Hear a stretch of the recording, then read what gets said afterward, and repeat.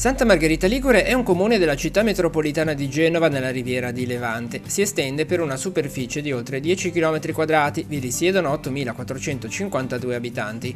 Il territorio è costituito da 3 frazioni, Nozzarego, Paraggi e San Lorenzo della Costa.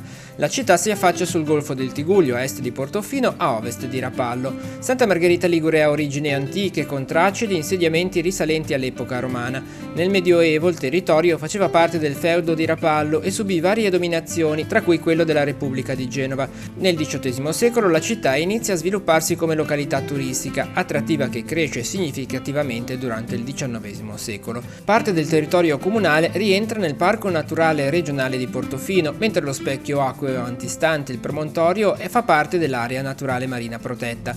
Entrambi gli enti hanno sede proprio nella cittadina. La sua economia si basa principalmente sul turismo, grazie ai numerosi stabilimenti balneari e agli alberghi. Anche quest'anno ha ricevuto la bandiera blu per la qualità delle sue spiagge. Negli ultimi anni è cresciuto il turismo crocieristico grazie allo sbarco di navi passeggeri provenienti da ogni parte del mondo. Il porto è utilizzato per l'ormeggio, ma è anche sede di importanti attività legate agli sport. L'artigianato locale è incentrato sull'arte tessile finalizzata alla realizzazione di merletti e macramè, 2 i candidati a sindaco per le prossime amministrative. Abbiamo risolto problemi importanti e fondamentali per la città. La ricostruzione della strada per Portofino e Paraggi in meno di 6 mesi e abbiamo ricostruito il porto in poco più di 2 anni dopo la mareggiata. Abbiamo sperimentato un metodo amministrativo che confidiamo e riteniamo che possa dover continuare per le grandi opere fondamentali per il futuro della città che in questi anni abbiamo impostato, ad esempio l'autoparking in stazione per bus e macchine, il centro congressi e il parcheggio da 120 posti auto in via Fratelli Arpe, che ci consentirà di pedonalizzare ampie porzioni di centro. Io e la mia squadra abbiamo l'esperienza, la voglia, la determinazione e l'entusiasmo per poter proseguire questo cammino. Per tutto questo vi chiediamo di sostenerci e siamo grati per la vostra fiducia.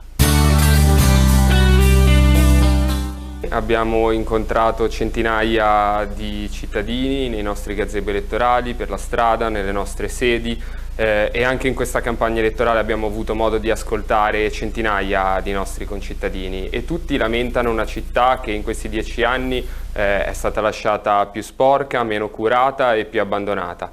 Noi vogliamo portare un cambiamento nella nostra città, un cambiamento che rimetta al centro i bisogni dei cittadini. Le proposte sono quelle di cui vi abbiamo parlato oggi, però credo che il tema importante sia proprio questo. Dopo 10 anni di amministrazione, diciamo, i risultati sono sotto gli occhi di tutti. I cittadini possono valutare come è stata amministrata la città in questi 10 anni e se vogliono qualcosa di diverso, se vogliono qualcosa di meglio che rimetta al centro appunto i loro bisogni, io credo che abbiano una grande possibilità e questa possibilità è votare Uniti per Santa, sostenere il nostro progetto di cambiamento per il futuro e possibilmente farlo sostenere anche a chi conoscete. Grazie mille.